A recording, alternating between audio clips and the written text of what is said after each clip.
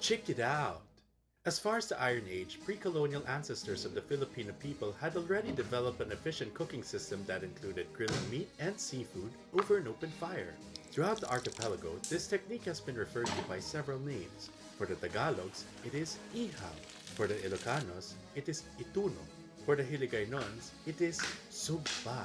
Once Spaniards settled their way into the archipelago, their vocabulary settled its way into the local languages. For instance, the Visayan verb asal comes from asar, which is the Spanish verb for roast. In Spanish culinary terms, what results from an asar is an asado, such as pollo asado. In the approximation of Visayan languages, what results from an asal is an inasal, such as Inasal na manok.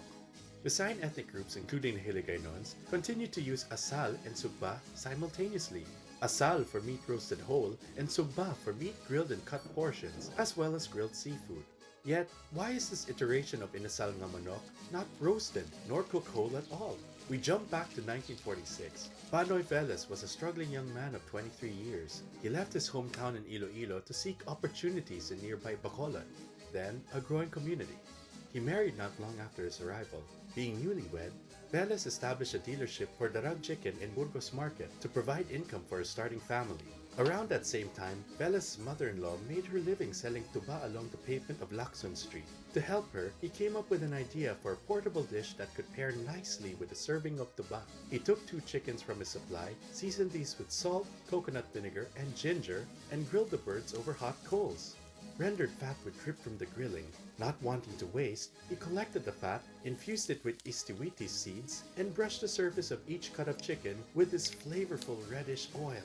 These chicken takeaways never reached his mother-in-law's tuba stand, for intrigued and hungry passers-by got to these first.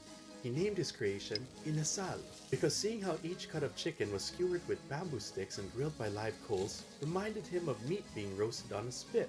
After becoming successful from this venture, Velez invited his relatives from Iloilo to relocate to Bacolod and encouraged them to put up their own inasalan businesses, teaching them the basic recipe as a template. Soon, an industry was born. For a significant period in Bacolod, this modern style of inasal nga manok became synonymous with kiosks lining up the sidewalks of movie theaters along Quadra Street. That is, until 1983, when inasal vendors found a permanent settlement in a reclaimed portion of land nicknamed Manokan Country. Our inasal nga manok is ready, fresh off the grill and right to your dining table. Pour out the soy sauce, sinamak, and of course, some of that homemade mantika, for this one is truly a feast for the senses. Once more, you have just tuned in to another Secret of the Philippine Kitchen.